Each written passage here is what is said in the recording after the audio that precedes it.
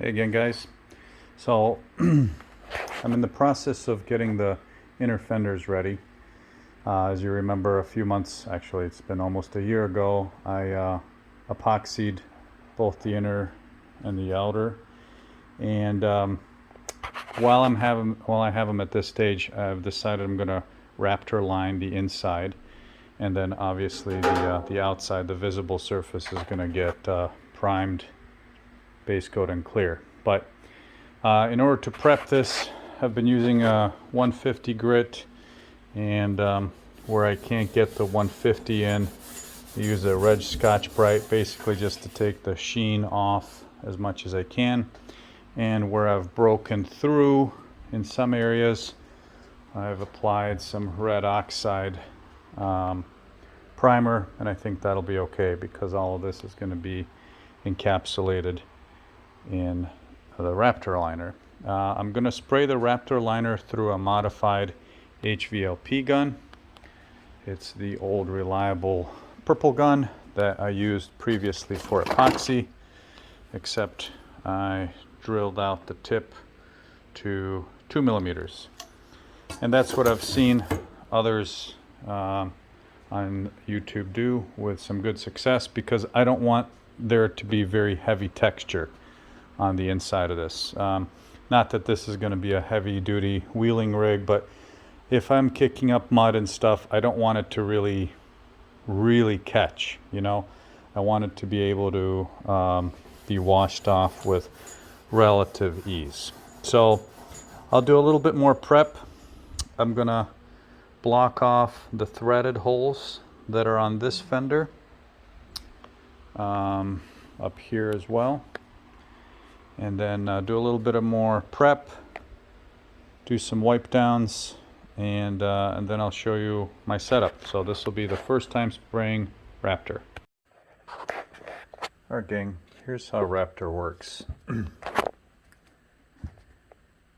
Here's the rubberized coating, here's the hardener, here's what I'm going to do.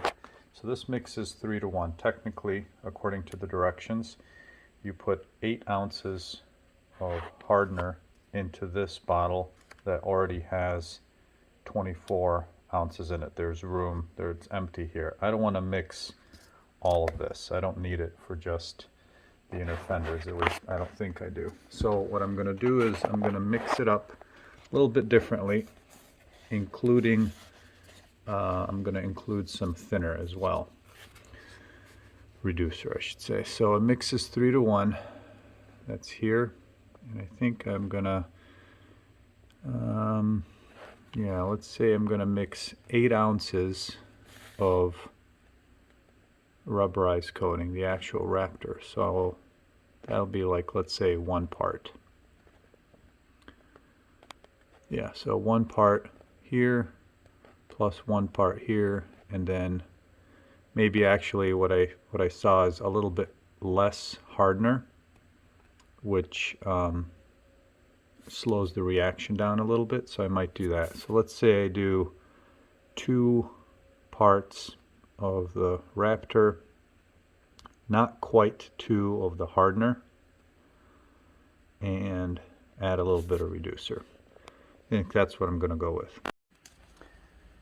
Alright, so I've shaken this guy up for a better part of 2 minutes, doing the old shake weight. And so now we're going to go 3 to not quite 1. So where were we? Right here. We're going to go up to 2 on the material.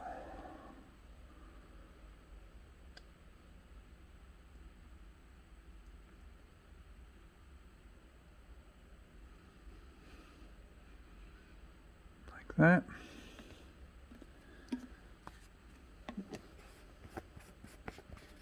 I'm going to put the reducer in next to give me the most amount of time.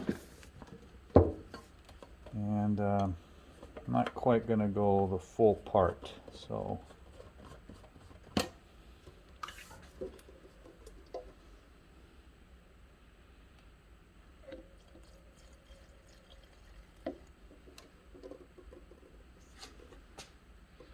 maybe like that.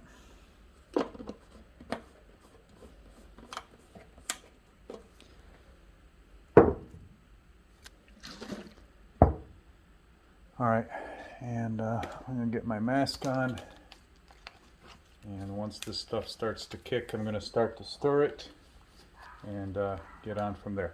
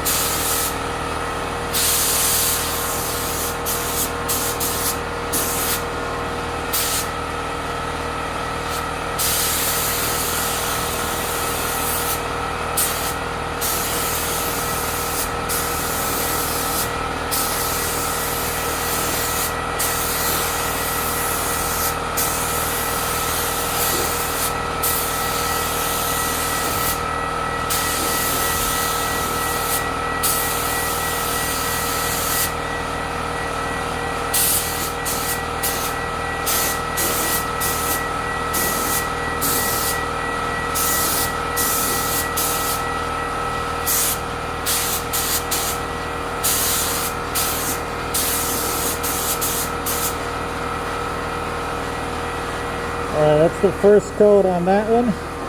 Let's come over here.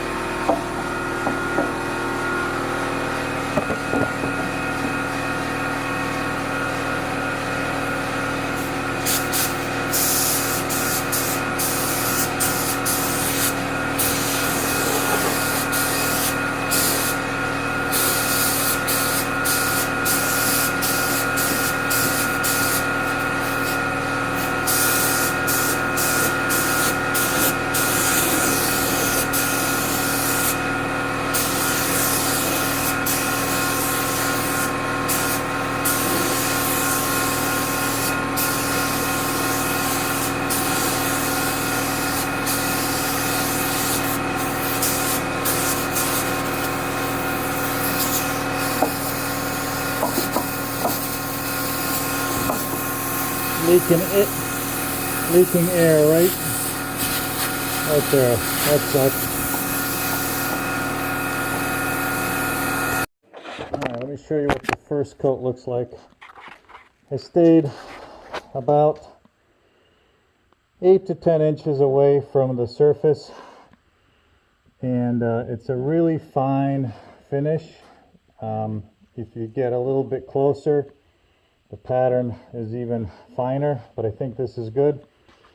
Got a couple of dry spots still. I'm going to await this and let this flash for about 10 minutes. I touched it here, moving between the two. That's good.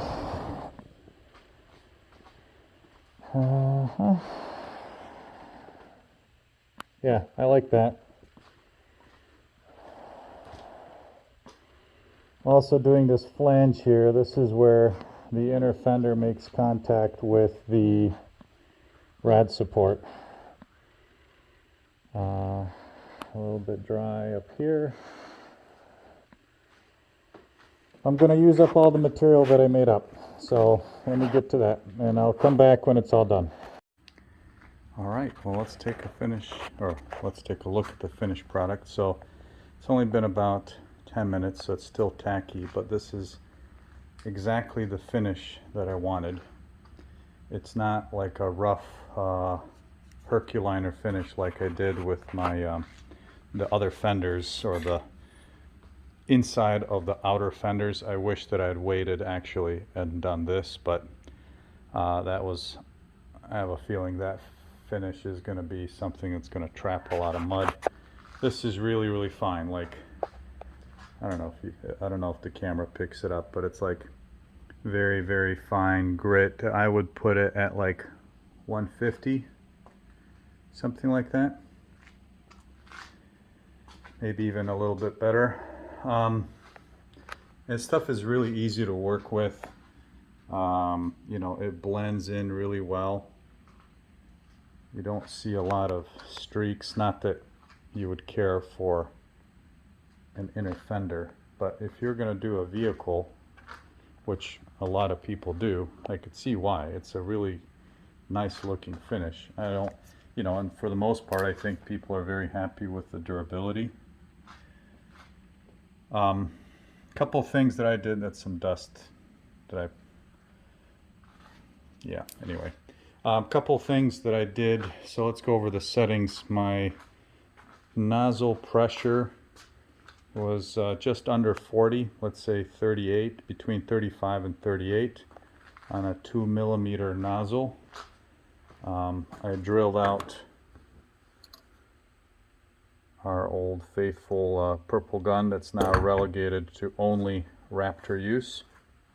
So that's 2mm there, about 38 to 35 to 40 psi. I reduced the Raptor, so it's normally a 3-to-1 mixture.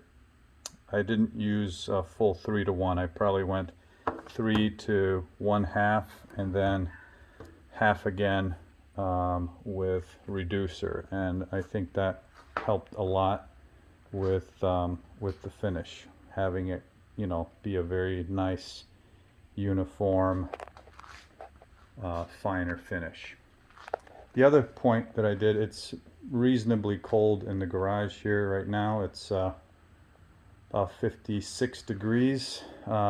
Before I sprayed, I took the Raptor Liner into the house this morning, and so it was at, you know, 72 degrees. All the fluids were at 72 degrees before I started spraying, and I ran my little torpedo heater to heat things up because my Mr. Cool isn't heating right now. That's a story for another day. But very happy with the finish, and next step after this is to turn this over and do some base coat and clear coat on the other side. So, yay, something that actually worked. Raptor Liner for the win. Thanks, guys.